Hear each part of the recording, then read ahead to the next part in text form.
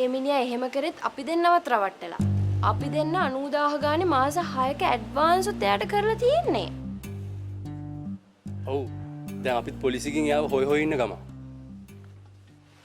බලන් යනකොට මේ ඒකට ඉතින් අපි මොනවා කරන්නද? ඔය මුකුත් අපේ අයියලා දන්නේ නැහනේ. අයියලා තියා වෙන්න අප්පු ඉන්න අපි දැනගෙන හිටියෙත් නැහැ. ඕගොල්ලන්ට පාරට ගිහින් හරි අද මේ ගේ හිස් කරන්න වෙනවා. මේක පුදුම වැඩක් නේ. කාගේවත් ගෙවල් කාටවත් පුළුවන් දෙහෙම කුලියට දෙන්න. පොඩ්ඩක් ගෙට ඇවිල්ලා ඉන්නකෝ. අපි එහෙම එකපාරට කොහෙ කියලා යන්නද?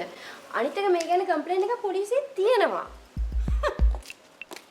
ඔයා මට කියන්න ඕනේ අපේ ගෙට යන්න.